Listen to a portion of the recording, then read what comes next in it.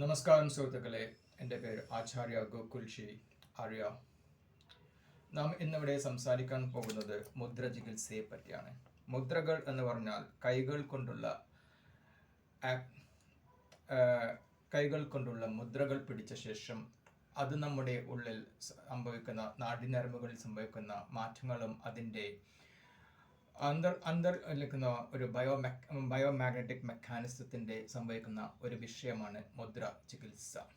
മുദ്രകൾ പിടിച്ചുകൊണ്ട് പലതരത്തിലുള്ള രോഗങ്ങളും നമുക്ക് നിഷ്പ്രയാസം മാറ്റാൻ സാധിക്കും.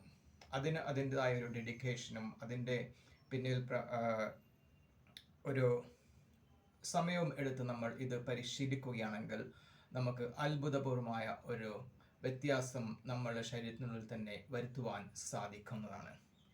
നമ്മൾ ഇവിടെ അപാൻ വായുമുദ്ര കാണിക്കാം. അപാൻ വായുമുദ്ര ഇത്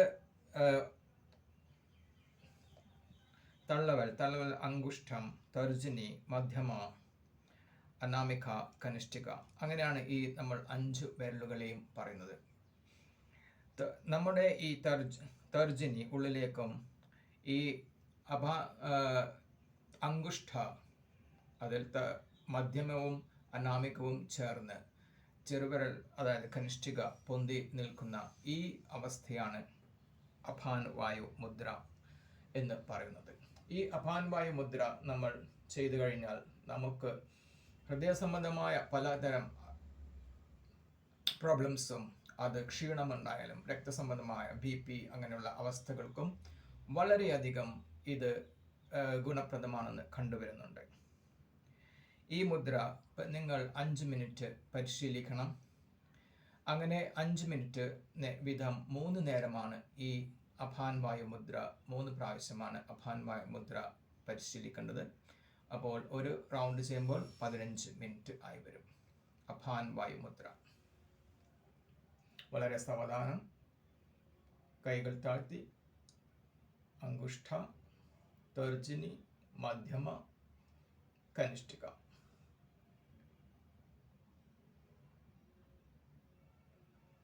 അനാമിക.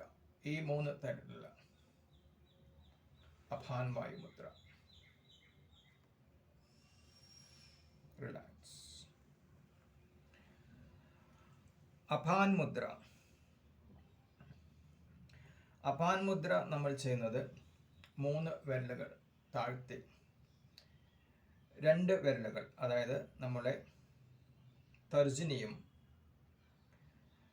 കനിഷ്ഠികയും മുകളിലേക്കായി വെച്ചുകൊണ്ടാണ് അപാൻ വായുമുദ്ര.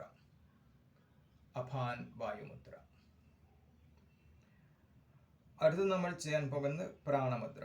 പ്രാണമുദ്ര ചെയ്യുമ്പോൾ തർജിനിയും മധ്യവും ചേർത്ത് അങ്കുഷ്ഠ, കനിഷ്ഠിക, അനാമിക, ഈ 3 വിരലുകൾ കൂട്ടിച്ചേർത്ത് ബാക്കി 2 വിരലുകൾ മുകളിൽ വെക്കുന്നത് ആണ് അപാൻ വായുമുദ്ര. പ്രാണമുദ്ര. പ്രാണമുദ്ര.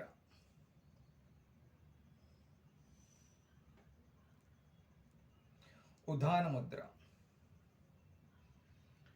അങ്കുഷ്ഠ, തർജനി, മധ്യമ, അനാമിക ചേർത്ത് വെച്ച് കനിഷ്ഠിക ഉയർത്തി വെക്കുന്നതാണ് ഉദാനമുദ്ര.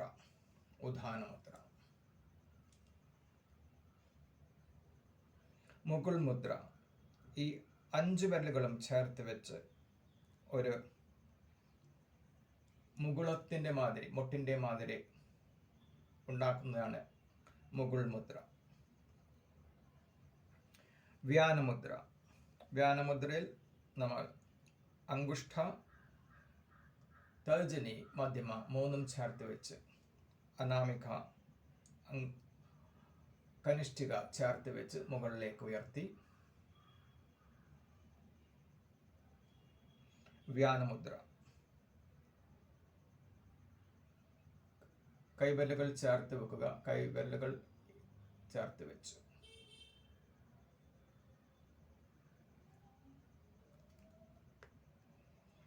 ജ്ഞാനമുദ്ര.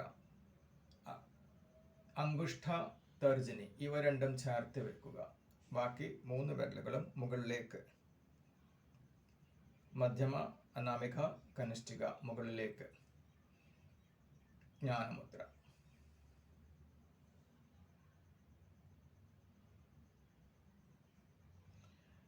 വായുമുദ്ര. അംഗുഷ്ഠ, തർജനി. തർജനിയുടെ മുകളിൽ അംഗുഷ്ഠ വെക്കുക. ബാക്കി 3 വിരലുകളും മുകളിലേക്ക് ഉയർത്തി വെക്കുക. വായുമുദ്ര. ആകാശമുദ്ര. അംഗുഷ്ഠ, മധ്യമ ചേർത്ത് വെച്ച് ആകാശമുദ്ര. ആകാശമുദ്ര. ശൂന്യമുദ്ര. ആകാശമുദ്ര വെച്ച് ചെയ്യുന്നത് പോലെ തന്നെ കൈകൾ അംഗുഷ്ഠ മുകളിലേക്ക് ഉയർത്തി വെച്ച് കഴിഞ്ഞാൽ അത് ശൂന്യമുദ്രയാണ്.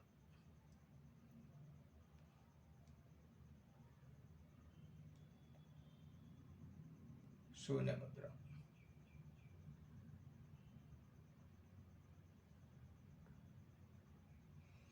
പ്രാണമുദ്ര.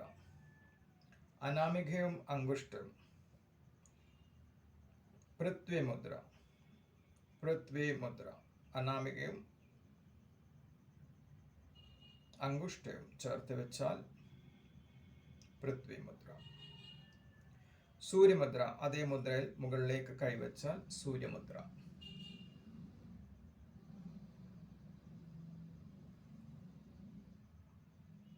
ഇന്ദ്രമുദ്ര.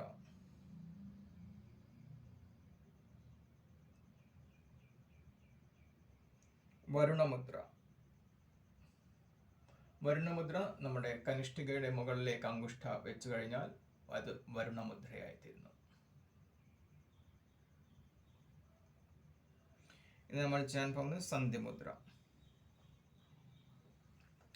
സന്ധിമുദ്ര ചെയ്യുമ്പോൾ വലത്തെ കൈ അംഗുഷ്ഠവും തമ്മിൽ വളരെ സാവധാനം ചേർത്ത് പിടിക്കുക. അനാമികയും അംഗുഷ്ഠയും തമ്മിൽ ചേർത്ത് പിടിക്കുക. സന്ധിമുദ്ര.